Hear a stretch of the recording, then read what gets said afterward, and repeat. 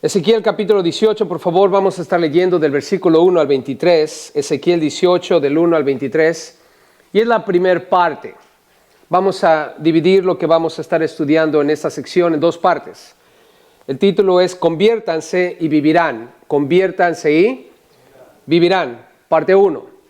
Ezequiel 18, del 1 al 23. Y es un tema importantísimo lo que vamos a considerar aquí, porque tiene que ver con las relaciones familiares y la fe. Siempre la pregunta es, como padre, si yo soy un hombre de Dios, una mujer de Dios, si amo a Dios, pero mis hijos no aman a Dios, no quieren saber de Dios, ¿se van a salvar? Y a veces pensamos siempre en ese versículo, cree en el Señor Jesucristo y serás salvo tú y tu casa. ¿Han escuchado ese versículo? Y muchas veces damos por sentado de que si mi hogar, entre comillas, es cristiano, todos se van a salvar. Si yo soy un padre cristiano, el versículo dice, cree en el Señor Jesucristo y serás salvo tú y tu casa. Por lo tanto, es un automático, mis hijos se van a salvar. No llegamos a pensar eso.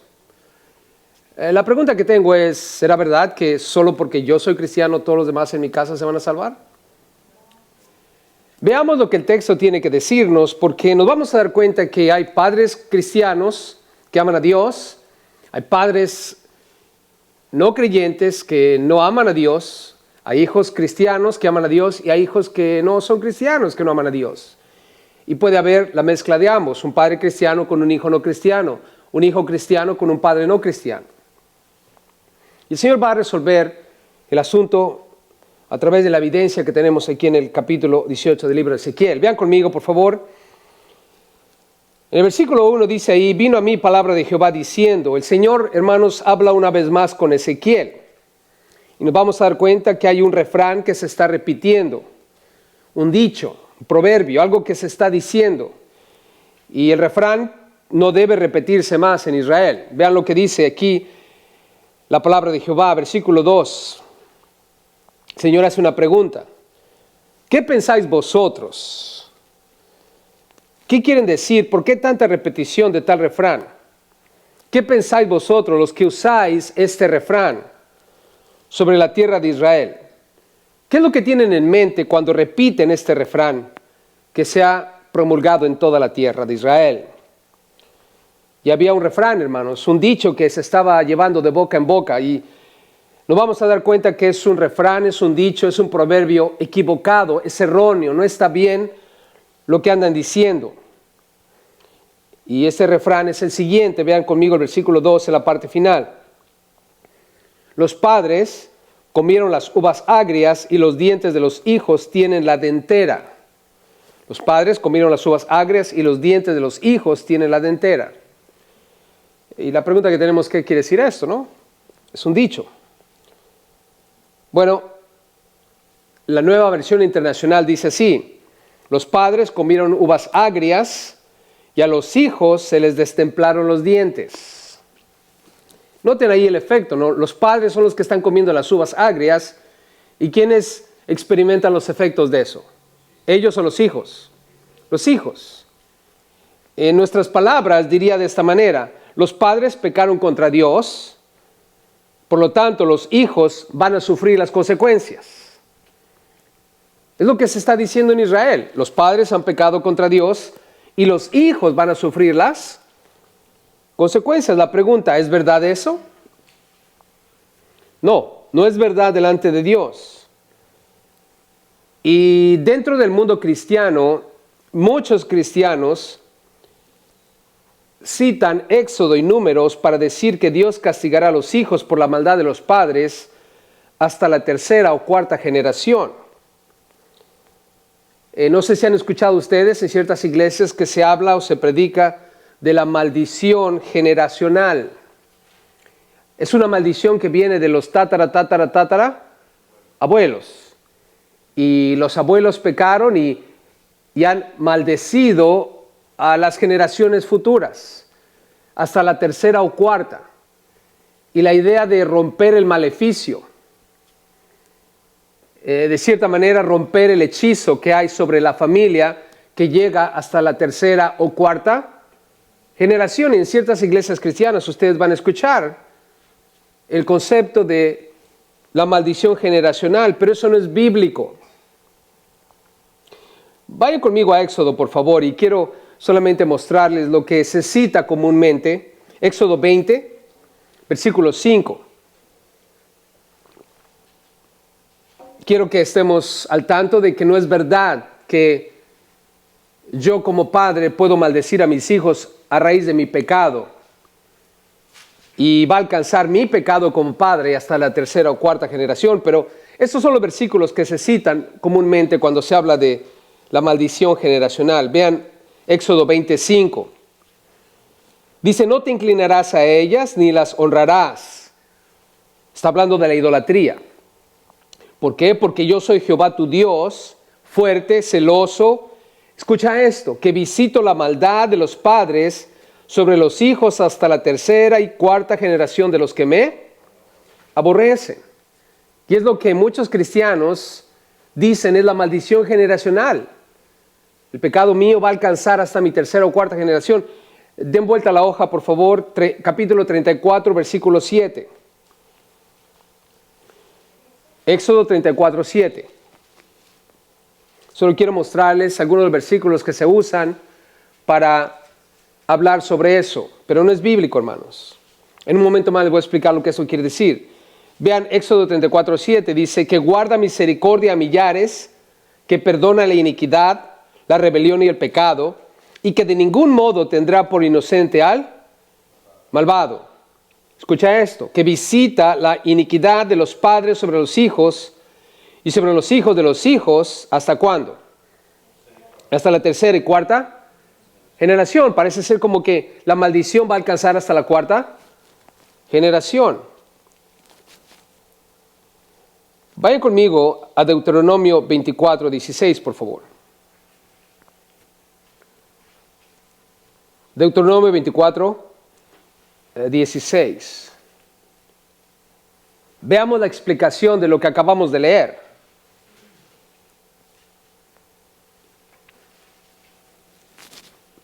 Lo que el Señor está diciendo en verdad es que Él en cada generación va a visitar al pueblo y va a juzgarlos de acuerdo a lo que ellos hayan hecho. Deuteronomio 24, 16. Dice, los padres no morirán por los hijos, ni los hijos por los padres. ¿Estamos claros, hermanos? Yo no voy a pagar por los pecados de mis papás. ¿Estamos de acuerdo, iglesia? Cuando dice que la Biblia que Dios va a visitar la maldad de los padres hasta la tercera o cuarta generación, lo que está diciendo el Señor es que en cada generación Él va a visitarlos para lidiar con su maldad, porque Dios no quiere que nadie se pierda. Nota lo que dice el Deuteronomio 24, 16, dice, cada uno morirá ¿por qué? Por su pecado. Cada uno morirá por su pecado. Lo que Dios quería decir es que si los hijos practican los pecados de sus padres y abuelos, Él los castigará. Es lo que está diciendo Dios cuando dice que Él va a visitar la maldad hasta la tercera o cuarta generación. Si tú y yo como hijos practicamos los pecados de nuestros padres, Él nos va a castigar. No debo participar del pecado de mis padres. Es lo que Dios está diciendo. No existe la maldición generacional. No debemos creer en ello, no es bíblico. Regresemos al versículo 3, por favor, en Ezequiel 18. El Señor dice, ¿cómo es posible que anden ustedes diciendo que los padres pecaron y ahora los hijos van a sufrir las consecuencias? Nota, versículo 3, vivo yo, dice Jehová el Señor. ¿Quién está hablando ahí, hermanos? Jehová el Señor, que nunca más tendréis por qué usar este refrán en Israel. Nunca más lo van a usar o repetir. ¿Por qué? Nunca más deben usar este refrán. ¿Por qué? Versículo 4. He aquí que todas las almas son mías. ¿De quién es el alma, hermanos? De Dios. Como el alma del Padre, así el alma del Hijo es mía. Y aquí está el por qué no deben repetir más ese refrán. El alma que pecare, ¿qué dice la Biblia, hermanos? Esa morirá. Repite conmigo esa frase. El alma que pecare, esa morirá. No existe la maldición generacional, hermanos. Lo que Dios nos va a enseñar en ese momento es que nosotros no debemos practicar los pecados de nuestros padres. No debe continuar el pecado de generación en generación, porque Dios va a castigar el pecado cada generación. Pero recuerda lo que dice aquí, el alma que pecare, esa morirá. Es una distinción. ¿Van a morir todas las almas? No, solo las que pecaren. El alma que pecare, esa morirá. Como leímos en Deuteronomio 24:16, cada uno morirá por su pecado. ¿Se acuerdan que leímos eso? Los padres no morirán por los hijos, ni los hijos por los padres. Yo no peco porque mis padres eran pecadores. Cada uno morirá por su pecado. Yo no estoy maldecido por mis padres porque pecaron, ni voy a maldecir a mis hijos por mi pecado. Cada uno va a pagar por su pecado. Veamos en el versículo 5 al 9, hermanos, cómo Dios nos muestra aquí la convicción del hombre justo. ¿Qué es lo que el hombre que es justo tiene fuertemente arraigado en su corazón? ¿Qué es lo que lo caracteriza? Porque es el alma que Dios está buscando. Dios está buscando un alma justa. La Biblia dice que Noé fue justo, Lot fue justo, Job fue justo, Daniel fue justo. José, el esposo de María, fue un hombre justo. Y tú y yo debemos ser justos.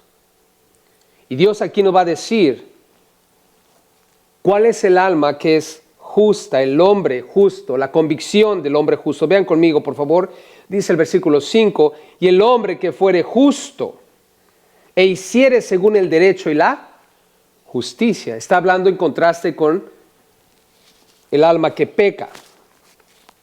Y aquí está la primera convicción que vemos en ese hombre justo. Es fiel en su relación con Dios. Dice que no comiere sobre los montes. Recuerden, sobre los montes ellos ponían los altares de los dioses paganos. Y llevaban frutos, frutas, comidas, ofrendas a esos ídolos en los montes altos. Y ahí ellos ofrecían sus sacrificios, sus frutos y comían. Y hacían otras cosas aberrantes, hermanos. Cosas que no podemos mencionar porque son cosas aberrantes.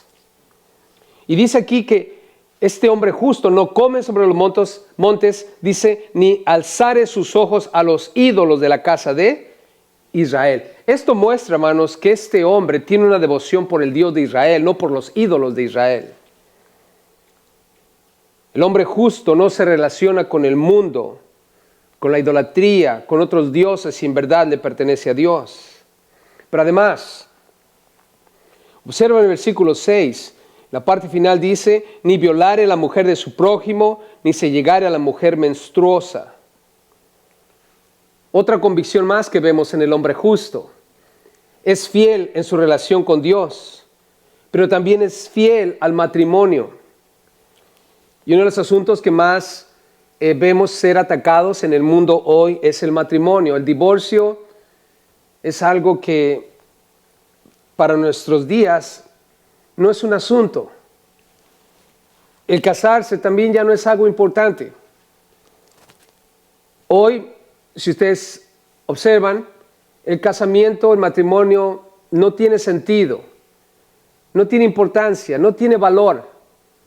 Vivamos juntos, tengamos relaciones y tratemos de vivir una vida juntos, sin compromiso, de manera informal.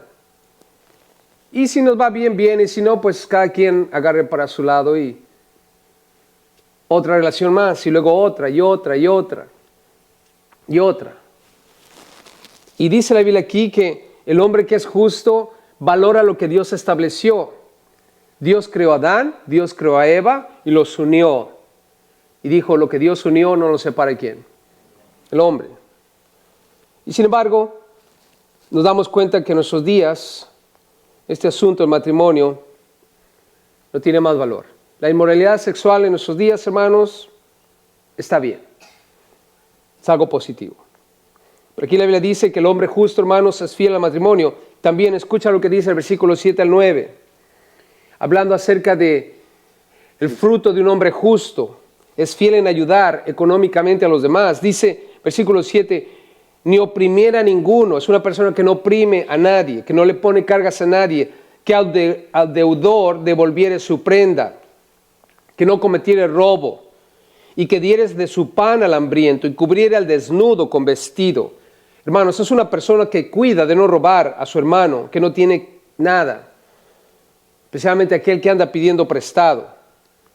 Y observen lo práctico de esto. Dice que le da de su pan al hambriento, cubre al desnudo con vestido. Hermanos, la Biblia dice en Santiago, ¿de qué sirve que le digas al hermano que tiene frío, al hermano que tiene hambre, oh, deja oro por ti, que Dios te bendiga y que te vaya bien? Hermano, una persona que tiene hambre o que tiene frío, ¿está bien que le diga Dios te bendiga después de orar por él? ¿O quitarme el suéter y dárselo? ¿O compartirle de mi alimento, hermanos? ¿Qué piensan ustedes es más divino? ¿Orar por él y decirle que Dios te bendiga? ¿O darle de comer y vestirlo porque tiene frío? Lo primero o lo segundo, hermanos. Lo segundo. Y muchas veces nosotros solamente somos personas religiosas. Deja orar por ti, pero no hacemos nada al respecto. ¿Y qué observamos en lo que Dios dice del hombre justo? Que no solo es fiel en su relación con Dios, no solo es fiel al matrimonio, también es fiel para con su prójimo. Lo ayuda, aún económicamente. Nota en el versículo 8 algo interesante, hermanos. Dice que no prestare a interés, ni tomare usura. Esto quiere decir que como cristianos, si yo te llegase a prestar dinero, es pecado, no está bien cobrarte interés. Gloria a Dios. ¿Cuánto les gusta que les presten dinero sin interés? ¿Y por qué los bancos no me prestan sin interés? Porque no son justos. Él le dice, hermanos, que no debemos cobrar interés ni tomar usura. Versículo 8 dice que de la maldad retrajere su mano e hiciere juicio verdadero entre hombre y hombre. Es una persona justa con su hermano. Otra cosa más, observe el versículo 9. No solo es fiel para con su prójimo, en ayudarlo económicamente, pero también es fiel en su formación espiritual. Observa esto, el hombre justo dice, en mis ordenanzas caminare. Es una persona que camina en los decretos de Dios, es una persona que obedece a Dios. Si alguien te pregunta, ¿cómo sé yo que tú eres justo? ¿Cómo me puedes mostrar que tú eres justo? Bueno, porque yo camino de acuerdo a los decretos de Dios. Yo obedezco lo que Dios dice. Y guarda mis decretos, dice la Biblia. Camina en ordenanzas, guarda los decretos para hacer rectamente. Nota, para hacer lo correcto. El hombre justo es cuidadoso, hermano, de formarse espiritualmente. Siempre está buscando conocer las ordenanzas, los decretos de Dios para caminar y obedecerlos. Su intención, como dice aquí, es hacer lo que es recto delante de Dios. Y nota lo que dice el versículo al final. Este es justo. Y aquí la pregunta viene para ti y para mí. ¿Cómo sé que yo soy justo delante de Dios? ¿Cómo sé que yo soy así como Noé, como Lot, como Abraham, como Daniel, como José? Bueno, número 1, si soy fiel en mi relación con Dios.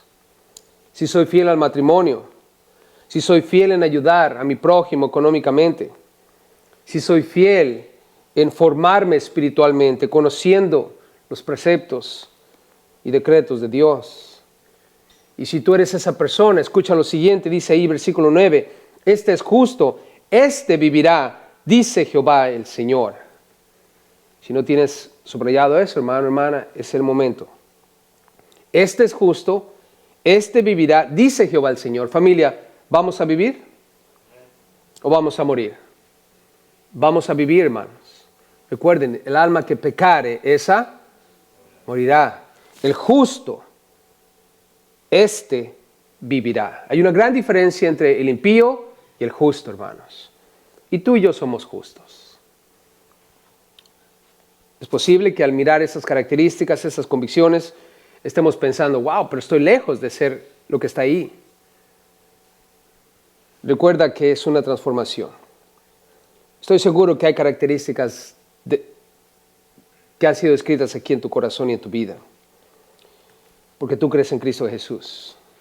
Y Él es quien hace todo por ti. Vean conmigo el versículo 10 al 13. Acabamos de hablar de un hombre justo, ¿verdad que sí? Veamos aquí las prácticas que van a condenar a su hijo si peca contra Dios. Mas si engendrare hijo, ¿quién es el que ha engendrado hijo? El hombre justo. ¿Estás conmigo? Acabamos de describir al hombre justo. Y si este hombre engendrare hijo, ¿y cómo es este hijo, hermanos?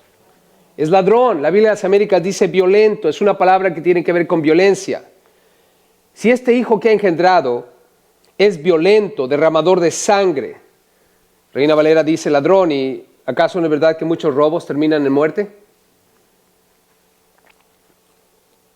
Este hijo es impío. Su padre es un hombre justo, pero él es un violento derramador de sangre. O que haga, dice aquí, alguna cosa de estas y que no haga las otras. O sea, si empieza a pecar contra Dios y no hacer lo que es justo. Versículo 11 dice, sino que comiere sobre los montes. Observa el versículo 2 en la parte final. O alzare sus ojos a los ídolos e hiciere abominación. Este hijo impío que tiene un padre justo es violento y es idólatra. Observa el versículo 11. Dice, o violare la mujer de su prójimo. ¿Qué nos muestra eso? Que además de ser violento e idólatra, es infiel al matrimonio. Y por si fuera poco, versículo 12. Al pobre y menesteroso oprimiere, cometiere robos, no devolviere la prenda. Vayan conmigo al 13. Prestare a interés y tomare usura. Qué triste situación, hermanos. Un padre justo tiene un hijo impío, violento, idólatra, infiel al matrimonio, apático con aquel que tiene necesidad. ¿Y cuántos padres, hermanos, no vemos hoy en día que están buscando hacer la voluntad de Dios?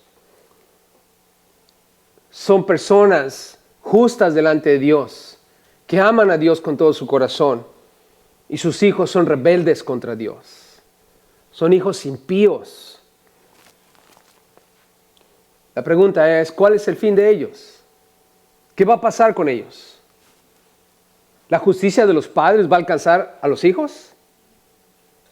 No, hermanos. No es así. Vean lo que dice, versículo 13. Pregunta, ¿vivirá este? ¿Va a vivir? ¿Cuál es la respuesta, hermanos? No vivirá. Pero pastor, cree en el Señor Jesucristo, serás salvo tú y tu casa. No, hermano. Ese versículo está hablando de la oportunidad que tiene tu casa, una vez que entra la fe, de que se salven. Pero cada uno tiene que arrepentirse de sus pecados y entregarse a Dios. Si tú eres hijo de padres cristianos, la fe de tus padres no te va a salvar. Tienes que poner tu fe en Cristo Jesús y arrepentir de todos tus pecados. Si tú eres un padre justo, sigue implorando por la vida de tus hijos. Especialmente si son hijos impíos. Y tú sabes.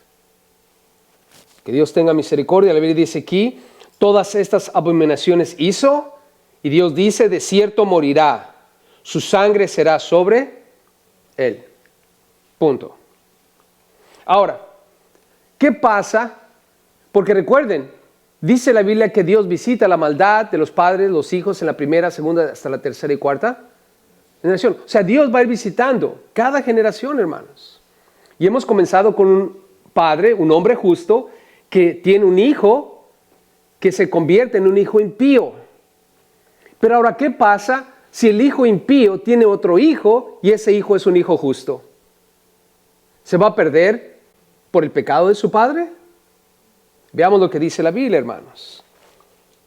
Versículo 14. Y aquí es donde nos vamos a dar cuenta que un hijo justo no va a morir por la maldad de su padre. El castigo del padre impío no va a alcanzar al hijo si es un hijo justo. Nota, dice el 14, pero si está hablando del hijo injusto, que tenía un padre justo. Si engendrare hijo, el cual, escucha esto, viere todos los pecados que su padre hizo. ¿Qué está viendo, hermanos? Todos los pecados que su padre hizo. Imagínate este hijo. Su abuelo, un hombre de Dios, un hombre justo. Su padre es un impío. Y ahora él está observando el pecado, los pecados que su padre hizo. Y toma una decisión. ¿Por qué este hijo ahora no va a experimentar el pago de los pecados de su padre? Dice aquí el versículo 14, y viéndolos no hiciere según ellos. Este hijo, hermanos, decidió evitar los pecados de su padre. Observa a su padre y ve que es un pecador y dice, yo no voy a ser como mi padre. No tiene por qué repetirse la historia. No tengo que ser como mi padre si mi padre es un pecador. Si es un mal ejemplo. Si mi padre fue un hombre impío, no tengo que ser como él. Este hijo vio todos los pecados que su padre hizo. Y decidió en su corazón no seguir tal camino, hermano, no seguir tal ejemplo. Si su padre fue drogadicto, si su padre fue mujeriego, si su padre fue un idólatra, él en su corazón ha tomado la decisión de no ser como su padre. Y punto, hermanos. Pregunta, ¿tiene la capacidad de hacerlo? ¿Tiene la capacidad de hacerlo, hermanos? ¿De tomar esa decisión en su corazón? Sí, porque todos fuimos creados con una voluntad. Oh, yo soy drogadicto porque mi padre era drogadicto. Yo soy borracho porque mi padre era borracho. Mi abuelo era borracho. Mi tatarabuelo era borracho. Oh, ¿me estás diciendo que el pecado de los padres se acarrea sobre los hijos? Eso no es verdad delante de Dios, hermanos. No es bíblico. Cada uno de nosotros decide cómo vivir su vida aquí en la tierra. Es una excusa barata decir que yo soy pecador solo porque mis padres eran pecadores. No es así, hermanos. No tiene por qué repetirse la historia, no tiene por qué repetirse el ciclo. Cada uno de nosotros tiene que tomar decisiones. Y este hijo, cuyo padre es impío, ha decidido evitar los pecados de su padre. Vean aquí en el versículo 15 y 16. ¿Qué otra cosa decide hacer este hijo cuyo padre es impío? No comiere sobre los montes, ni alzare sus ojos a los ídolos de la casa de Israel. La mujer de su prójimo no violare, ni oprimiere a nadie, la prenda no retuviere, ni cometiere robos. ¿Qué es lo que está mostrándonos ahí, hermanos?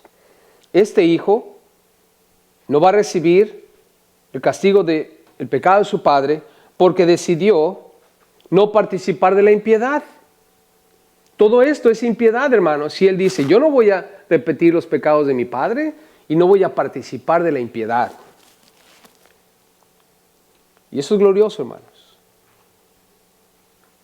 Esto que acabamos de leer fue lo que condenó a su padre, quien fue hijo de un padre justo.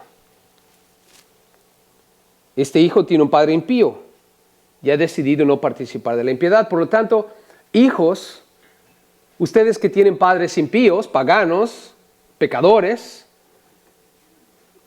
y tú has tomado la decisión de no ser un pecador, de no practicar el pecado, de vivir una vida para Dios, puedes hacerlo.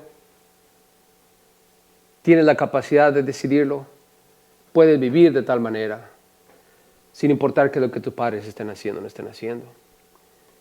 Ellos se van a perder, pero tú te vas a salvar. Observa qué es lo que hace este hijo, la decisión que toma. Versículo 16 continúa diciendo, al hambriento diere su pan, dio de comer al hambriento, y cubriere con vestido al desnudo. Actuó prácticamente. Apartare su mano del pobre. ¿Cómo? No cobrando interés y no cobrando usura. Nota, dice interés y usura no. Recibiere, ese es un joven que entiende lo que Dios desea. Que seamos fieles en ayudar a nuestro prójimo. Es un muchacho que ha decidido ayudar al necesitado. Y por si fuera poco, mira lo que dice el versículo 17 en adelante. Es un hijo cuyo padre impío ha pecado contra Dios. Este hijo decidió caminar con Dios, aunque su padre no caminaba con Dios. Dice, guardare mis decretos y anduviere en mis ordenanzas. Qué hermoso es cuando leemos el Salmo 119, ¿no, hermanos? Escuchen lo que dice el versículo 9 al 11. ¿Con qué limpiará el joven su camino? La respuesta, con guardar tu palabra. Este muchacho, hermanos, este muchacho está viendo a su padre es un hombre pecador, es un impío, y él ha decidido limpiar su camino. ¿Y con qué puedo limpiar mi camino? Dice este muchacho, y la respuesta es con guardar tu palabra, Señor. Y el versículo 10 en el Salmo 119 dice así, con todo mi corazón te he buscado. ¿Con todo su qué, familia? Con todo mi corazón te he buscado. No me dejes desviarme de tus mandamientos. Escuche el clamor de este joven. Con todo mi corazón te he buscado, no me dejes desviarme de tus mandamientos. Y hermanos, esa frase se puede convertir en una oración. Y quiero poner eso en tu corazón. Haz de esa frase la oración por tu hijo, la oración por tus hijos, por tu hija, si no anda caminando con Dios. Y la oración es de esta manera. Padre, que mi hijo con todo su corazón te busque. No dejes que mi hijo se desvíe de tus mandamientos. En el nombre de Cristo Jesús. Amén. Y si esa frase, hermano, hermana, se convierte en tu oración por tu hijo, créemelo, puedes cambiar el destino eterno de tu hijo o hija si él o ella un día se convierten a Dios. Recuerda que tu justicia no va a alcanzar a tus hijos. Ellos van a responder delante de Dios. Este muchacho ha decidido apartarse de la impiedad de su padre y entregarse a Dios. Y como dice el Salmo 119, versículo 5, vino la palabra de Dios a ser lámpara a sus pies y lumbrera a su camino. Hermanos, no hay nada mejor en la vida que estar comprometidos a hacer la voluntad de Dios, ¿no es cierto? Pregunta, ¿con qué intensidad buscamos a Dios? ¿Estamos buscando con todo nuestro corazón, hermanos? ¿O nos estamos desviando de sus caminos? Quizás la misma oración que vamos a hacer por nuestros hijos debería ser también la misma oración por nosotros. Padre, que con todo mi corazón te busque. Padre, no me dejes desviarme de tus mandamientos. En mi corazón he guardado tus dichos, dice el salmista, para no pecar contra ti. Hermanos, sería una buena oración, ¿no creen? Sería una buena oración. Vean conmigo en el versículo 17. Este muchacho, cuyo padre es impío, ha decidido evitar los pecados de su padre, ha decidido no participar de la impiedad, ha decidido ayudar al necesitado, ha decidido caminar con Dios. ¿Por qué? Porque está decidido a recibir vida y no muerte. Versículo 17 dice, el hijo justo, cuyo padre es impío, no morirá por la maldad de su padre. De cierto, vivirá. Versículo 18, su padre, por cuanto hizo agravio, despojó violentamente al hermano e hizo en medio de su pueblo lo que no es bueno, he aquí que él morirá por su maldad. El hijo decidió ser diferente, hermanos, que su padre. Él quiere vivir. Yo no quiero morir. Hay un claro entendimiento de las consecuencias, hermanos. Por un lado es muerte y por el otro lado es vida. Cada quien pagará por lo que hizo, hermanos. La justicia del justo será sobre él y la impiedad del impío será sobre él. Vean conmigo del versículo 19 al 23.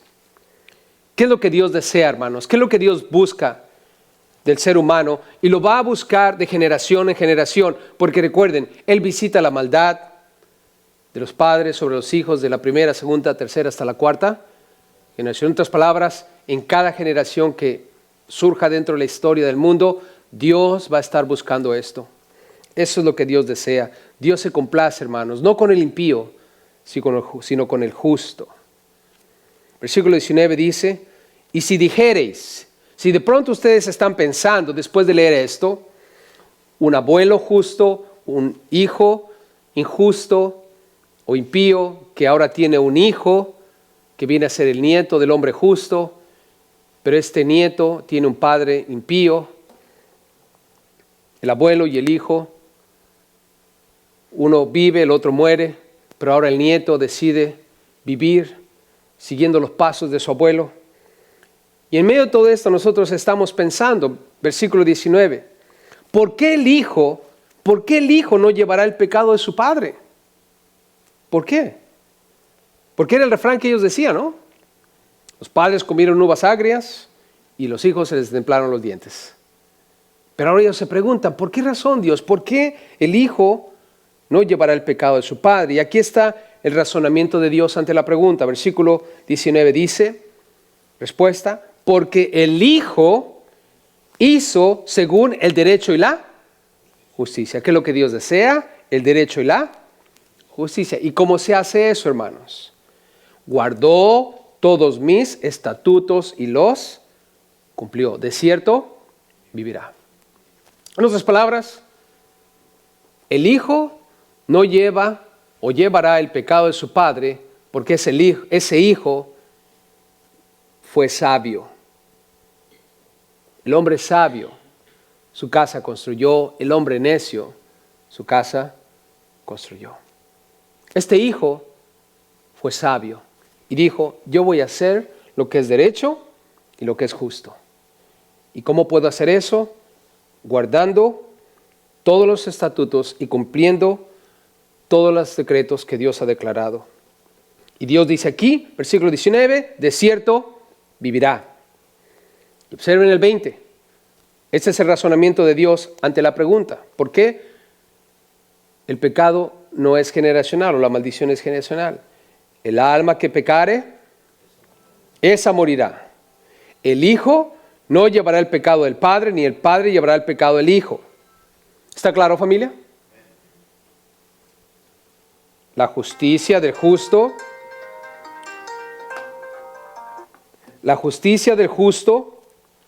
será sobre él, y la impiedad del impío será sobre él. Noten ahí, la justicia del justo será sobre él, y la impiedad del impío será sobre él.